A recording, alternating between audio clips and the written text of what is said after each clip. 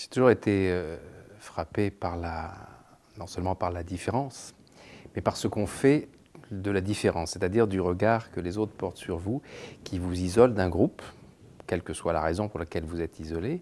Et ce qu'un enfant, un adolescent va puiser dans cet isolement, dans cette incompréhension, dans cette hostilité, et ce qui va le transformer, ce qui, d'une part, dans un premier temps, va le couper, va l'enfoncer dans sa solitude, mais quand tout à coup il est regardé différemment par quelqu'un, quelle que soit cette personne, quelqu'un de son âge, une adulte, ça va déclencher des choses formidables, parce que le jour où vous êtes regardé comme quelqu'un d'unique, voire de supérieur aux autres parce que vous êtes différent, là, tout ce que vous avez emmagasiné en vous comme complexe, comme volonté de serrer les murs, de ne pas se faire remarquer davantage pour ne pas être exclu encore plus, tout ça explose et votre vraie nature remonte. Et ce moment-là est présent dans pas mal de mes livres, peut-être parce que c'est ce que j'ai éprouvé moi-même à l'âge de ces héros.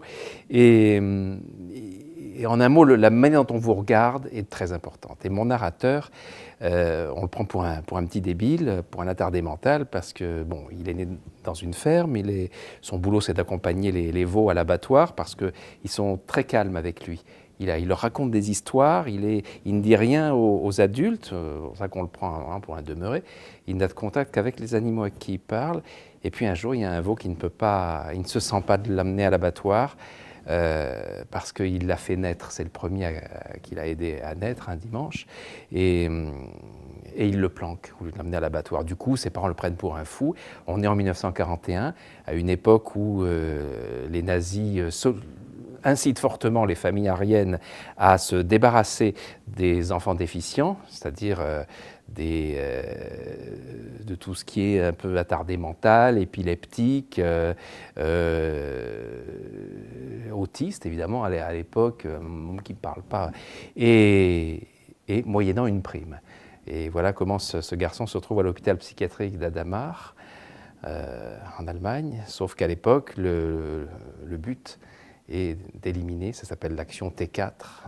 Alors les nazis avaient décidé d'éliminer toutes les bouches inutiles, et l'hôpital d'Adamar en particulier est le lieu prototype de l'essai des chambres à gaz destiné après à la solution finale pour éliminer principalement les juifs. Et ce garçon se retrouve là avec un voisin de lit qui lui est un épileptique, mais c'est un surdoué. C'est un garçon qui tout à coup a été diagnostiqué avec un QI exceptionnel, et donc c'est le seul qui va échapper à cette mise à mort, mais il ne veut pas. Il sait ce qu'il attend, il ne veut pas, il va choisir son voisin de lit comme remplaçant et lui dire: c'est toi qui iras à ma place à l'école de surdoués, tu passeras pour un génie. Et le livre raconte comment, tout à coup, quelqu'un qu'on va regarder comme un génie va le devenir. Comme il le dit à un moment donné, quand vous êtes regardé comme un crétin, vous le resterez, mais si on vous prête de l'intelligence, vous la rendrez au centuple. Est-ce que le vrai David s'est sacrifié? Je dirais, c'est une forme de sacrifice qui s'apparente plus à l'investissement.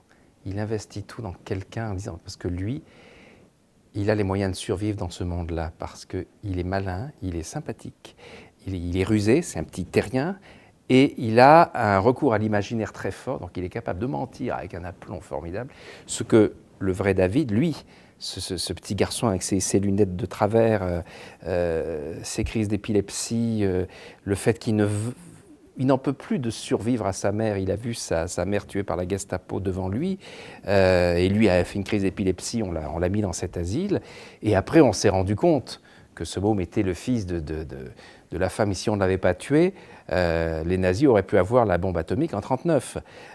Comme elle était femme et comme elle était juive, on a brûlé ses bouquins, il n'y a plus qu'un exemplaire, c'est celui qu'a le petit David. Donc il va être sauvé pour ces raisons-là. Il va intégrer une école pour surdoués, dirigée par Hilda Schaffner, cet officier de la Wehrmacht, qui doit venir le chercher.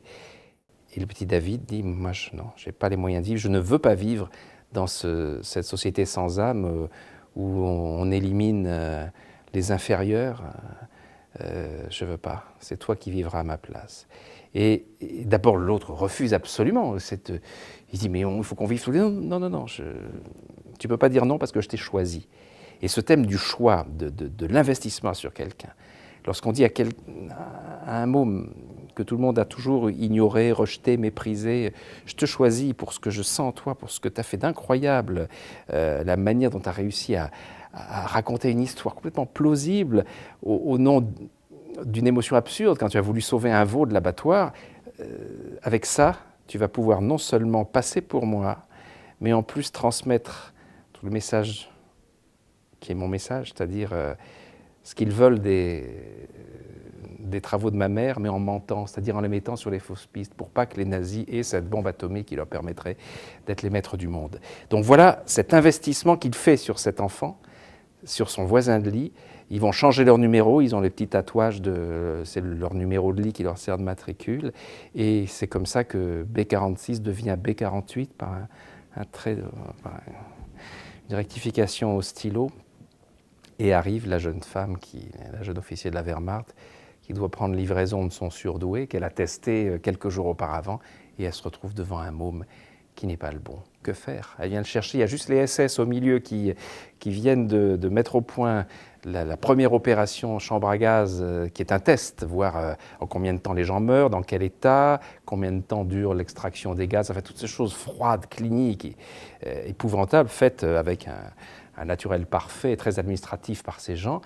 Et dans ce monde-là, on n'a pas le droit à l'erreur. En plus, les SS, par rapport à la Wehrmacht, il y a un vrai contentieux. Et cette femme ne peut pas, au milieu des SS, reconnaître l'erreur, dire la puissance de guerre nazie s'est fait baiser par un petit môme de 14 ans, qui en a envoyé un autre à sa place. Donc, à partir de là, l'obligation de se protéger, de mentir, de garder l'illusion un moment avec ce môme, quel que soit le devenir de cette situation, quitte à s'en débarrasser après, est le point de départ du roman, de ce que va être le destin de celui qui dorénavant va s'appeler David Rosfeld.